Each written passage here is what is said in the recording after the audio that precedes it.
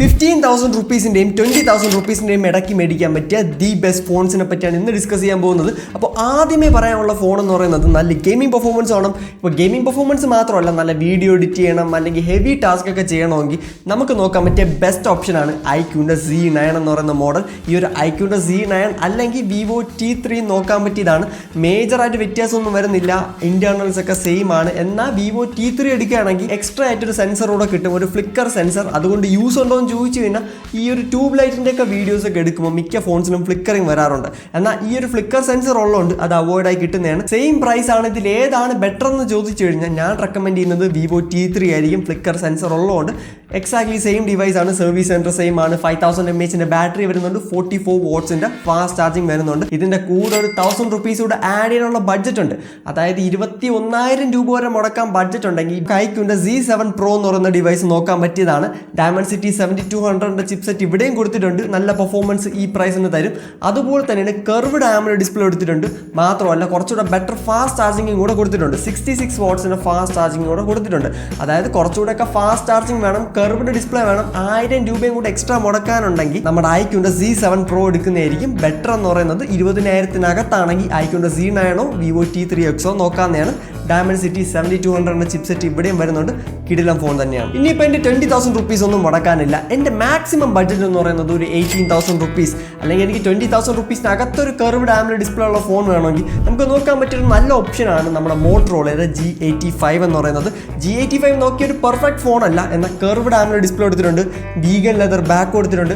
Camera photography ഡിപ്പാർട്ട്മെൻറ്റിൽ നല്ലതാണ്. എന്നാൽ പെർഫോമൻസ് ഓറിയൻറ്റഡ് ഫോണല്ല നമ്മുടെ G85 എന്ന് പറയുന്നത്. അതിൻ്റെ മേജർ ഒരു പ്രോബ്ലം എന്ന് പറയുന്നത് ഇതിൻ്റെ ചിപ്സെറ്റ് തന്നെയാണ്. സ്നാപ്ഡ്രാഗന്റെ 6S Gen 3 എന്ന് പറയുന്ന ചിപ്സെറ്റ് ആണ്. ഇതേ same chipset Motorola recent launch ചെയ്ത ഒരു 11,000 rupees വില വരുന്ന ഫോണിനും കൊടുത്തിട്ടുണ്ട്. അതുകൊണ്ടാണ് എനിക്ക് ഒരു മേജർ ഒരു പ്രോബ്ലം എന്ന് പറയുന്നത്. ഈ ഒരു ചിപ്സെറ്റ് ഇഷ്ടം പോലെ ഡ്രോബാക്സ് ഉണ്ട്. കാരണം കോമ്പറ്റീറ്റേഴ്സിന് ബെറ്റർ ചിപ്സെറ്റ് ഒക്കെ ഓഫർ ചെയ്യുന്നുണ്ട്. അതുകൊണ്ട് തന്നെ ആ ഫോൺസിൽ HDR വീഡിയോസ് യൂട്യൂബിൽ കാണാൻ പറ്റും, അല്ലെങ്കിൽ നമുക്ക് 4K വീഡിയോസ് ബാക്ക് ക്യാമറ കൂടെ റെക്കോർഡ് ചെയ്യാൻ പറ്റും.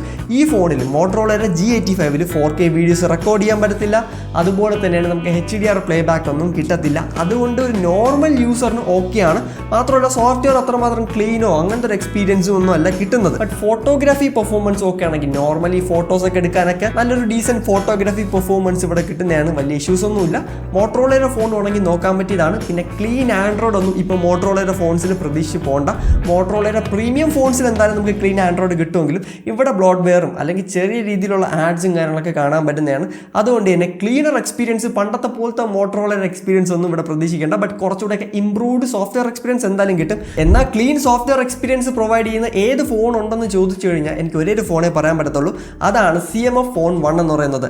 ഈ ഫോൺ ഓൾറെഡി ഞാൻ 15,000 rupees-നകത്ത് റെക്കമെൻഡ് ചെയ്തിട്ടുണ്ട്. ഇതിൻ്റെ ബേസ് വേരിയൻറ്റിൻ്റെ പ്രൈസ് നോക്കുകയാണെങ്കിലും 16,000 rupees ആണ്.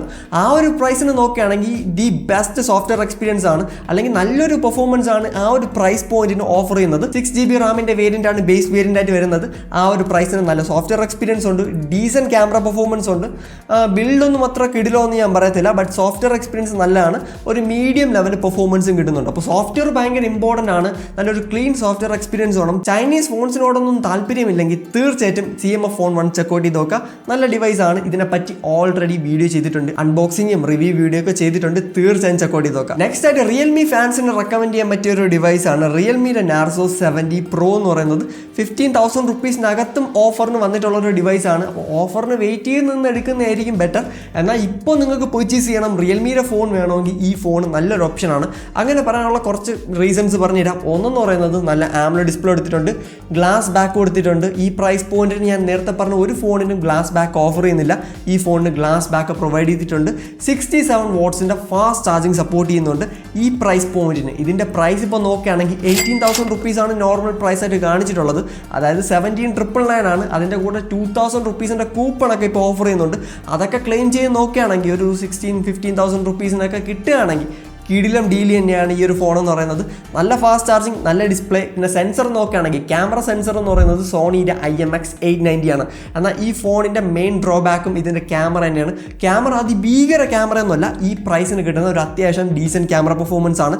അതിൻ്റെ മെയിൻ റീസൺ ഇതിൻ്റെ ചിപ്സെറ്റ് അത്രമാത്രം കേപ്പബിൾ അല്ല. അതായത് ഇതിൻ്റെ ചിപ്സെറ്റ് നോക്കുകയാണെങ്കിൽ ഡയമണ്ട്സിറ്റിയുടെ 7050 എന്ന് പറയുന്ന ചിപ്സെറ്റ് ആണ്. ഇതിൻ്റെ ISP അത്ര കിടിലോ അല്ലാത്തതുകൊണ്ട് തന്നെ ഫോട്ടോസൊക്കെ ഒരു ഡീസൻറ്റ് ഫോട്ടോസാണ് കിട്ടുന്നത്.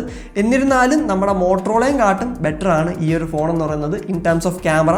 പിന്നെ സോഫ്റ്റ്വെയറിൽ ബ്ലോട്ട്വെയർ ആഡ് അങ്ങനത്തെ പരിപാടിയൊക്കെ കിട്ടും. ചാർജർ ബോക്സിനകത്ത് പ്രൊവൈഡ് ചെയ്യുന്നുണ്ട്, വലിയ കാര്യം. ഇനിയിപ്പോൾ എനിക്ക് ചൈനീസ് ഫോൺസ് ഒന്നും വേണ്ട, സാംസങ്ങിൻ്റെ ഫോൺ വേണമെന്നുണ്ടെങ്കിൽ നമുക്ക് നോക്കാൻ പറ്റിയ ഒരേ ഒരു ഓപ്ഷൻ സാംസങ് ഗാലക്സി M35 ആണ്.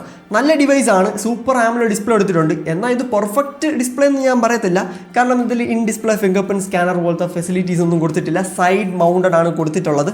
അതുപോലെ തന്നെയാണ് ഈ ഒരു ഫോണിൽ നോക്കുകയാണെങ്കിൽ നമുക്ക് ഗൊറില്ല ഗ്ലാസിൻ്റെ വിക്ടസ് പ്ലസ് കൊടുത്തിട്ടുണ്ട്.